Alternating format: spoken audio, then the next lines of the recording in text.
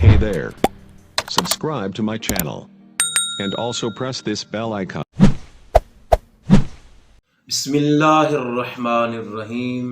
معزز و محترم ناظرین کرام، السلام علیکم ورحمۃ اللہ.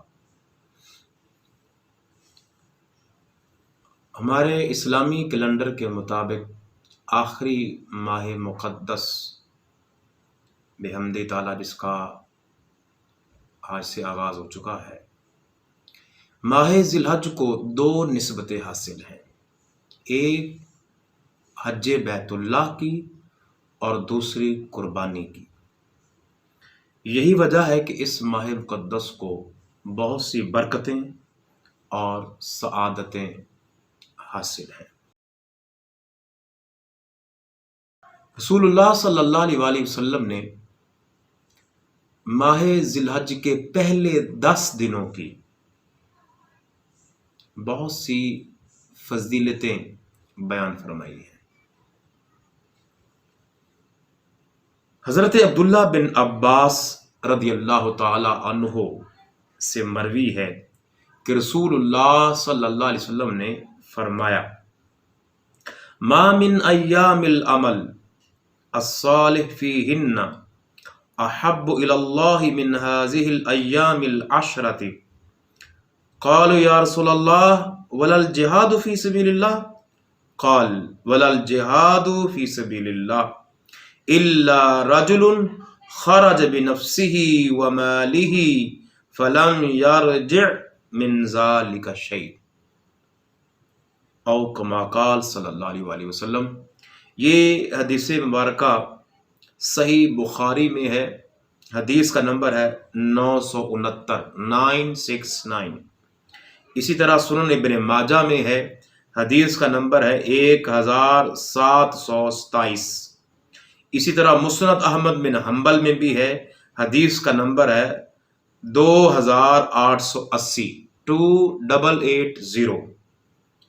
میرے آقا صلی اللہ علیہ وسلم نے ارشاد فرمایا: ان 10 دنوں یعنی عشرۂ ذی الحجہ میں اللہ تعالیٰ کے حضور نیک عمل جتنا پسندیدہ و محبوب ہے، کسی اور دن میں اتنا پسندیدہ و محبوب تر نہیں ہے. صحابہ کرام نے عرض کی: یا رسول اللہ صلی اللہ علیہ وسلم، اللہ کے راستہ میں جہاد بھی نہیں؟ فرمایا: جہاد فی سبیل اللہ بھی نہیں، ہاں وہ شخص جو اپنے جان اور مال کے ساتھ نکلا اور کچھ لے کر گھر نہ لوٹا. ناظرین کرام، حضور فرما رہے ہیں کہ ان 10 دنوں میں اللہ تبارک و تعالیٰ کو عبادت اتنی پسند ہے کہ اور دنوں میں اتنی پسند نہیں. تو صحابہ نے عرض کیا: حضور جہاد بھی؟ فرمایا: جہاد بھی جتنا ان دنوں میں اللہ کو پسند ہے کسی اور دنوں میں نہیں. تو احباب ذی وقار، اسی طرح حضرت ابو ہریرہ رضی اللہ تعالی عنہ سے بھی ایک روایت ہے کہ رسول اللہ صلی اللہ علیہ وسلم نے ارشاد فرمایا: ما من ایام احب الی اللہ ان یتعبد له فیها من عشر ذی الحجہ یعدل صیام کل یوم منها بصیام سنۃ وقیام کل لیلۃ منها بقیام لیلۃ القدر، او کما قال صلی اللہ علیہ وسلم. یہ روایت جامع ترمذی کی ہے، حدیث کا نمبر ہے 758. اسی طرح یہ روایت سنن ابن ماجہ میں بھی ہے، حدیث کا نمبر ہے 1728. میرے آقا کریم آقا صلی اللہ علیہ وسلم فرماتے ہیں: اللہ تعالیٰ کو اپنی عبادت بجائے دوسرے اوقات و ایام میں کرنے کے عشرۂ ذی الحجہ میں کرنی محبوب تر ہے. اس کے ایک دن کا روزہ سال بھر کے روزوں کے برابر ہے، اور اس کی ایک رات کا قیام لیلۃ القدر کے قیام کے برابر ہے. سبحان اللہ، سبحان اللہ. فرمایا یہ جو 10 دن ہے، پہلے 10 دن قربانی کے مہینے کے ذی الحجہ شریف کے، ارشاد فرمایا اللہ تعالیٰ کو اس عشرۂ ذی الحجہ میں عبادت کرنا اللہ کو اتنا پسند ہے کہ جتنا دوسرے دنوں میں نہیں. اور فرمایا اگر اس کے 10 دنوں میں روزے رکھے جائیں تو فرمایا ایک دن کا روزہ سال بھر کے روزوں کے برابر ہوگا. اور فرمایا اس کی راتوں کو قیام کرنا، یہ قدر والی رات جو کہ قرآن نے کہا کہ یہ 1000 سال سے بھی بہتر ہے.